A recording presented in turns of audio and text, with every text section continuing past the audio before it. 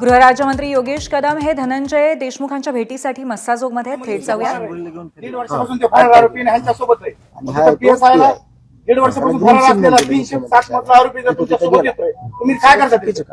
त्यांना त्यावेळेस अटक करावं का वाटली नाही? त्याला त्यावेळेस अटक केली असते तर त्याला आज आरोपी 302 मध्ये आणला असता।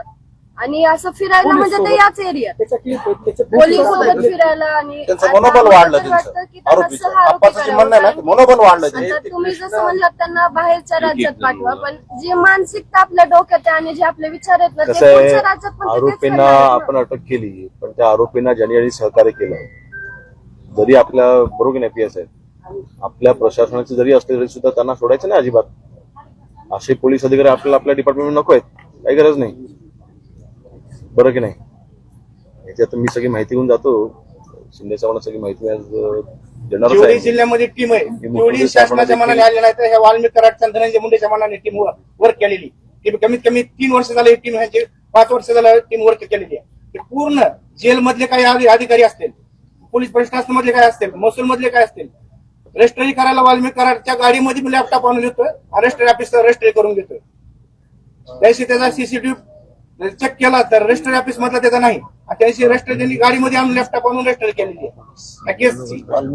ही पण त्यांची मॅनेजमेंट आहे। आणि आज ते जेलमध्ये असताना त्याला फोनची सुविधा आहे, त्याला जेवणाची सुविधा आहे, ऑफिस मध्ये असतोय,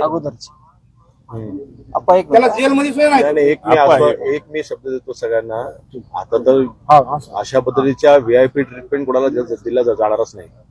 आता मी महसूल राज्यमंत्री देखील आहे, महसूल विभागामध्ये पण कुठल्या अधिकारी त्यांना कुठलं काही सहकार्य केलं असेल मी ती देखील माहिती काढेन। 29 तारखेला हा त्या रजिस्ट्री ऑफिसच्या खुर्चीवर आहे आरोपी ह्याच्यातला, आणि रजिस्ट्री करणारा माणूस त्याच्या सह्या घेतोय, तो समोर बसलेला, आणि तो त्याचे सीसीटीव्ही 29 तारखेचे मागवले तर हे तुम्हाला ऑन द रेकॉर्ड भेटेल। आणि यांचं प्रत्येक याच्यात असंच आहे, कारण की इथून मागचे जे गुन्हे झाले त्यांनी आधी फोन लावून विचारायचं की आम्ही हा गुन्हा घेऊ का नाही। त्यांनी जो वरून आदेश दिला घ्या, तर यांनी नंतर खाली कारवाई करायची, नाहीतर सगळे मोका अंतर्गतले आरोपित आहे। ह्याला एक तर नागपूर जेल, अमरावती जेल, नाहीतर इकडे इकडे ह्याला ट्रान्सफर करा। या बाबतीमध्ये एका जागेवर ठेवू नका, हे 8-9 आहेत ते पांगवा, कुठं नेऊन टाकायचे ते टाका, पण तुकडे करा यांचे। नाही, मी मुख्यमंत्री साहेबांशी आणि शिंदे साहेबांशी मी आजच बोलून घेईन या संदर्भात।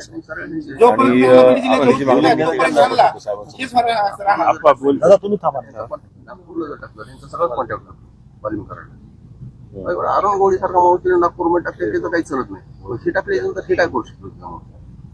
नाही, या बाबतीत मी सीएम साहेबांशी आणि शिंदे साहेबांशी मी आजच बोलून घेईन आणि मी या बाबतीत कारवाई करायला लावतो।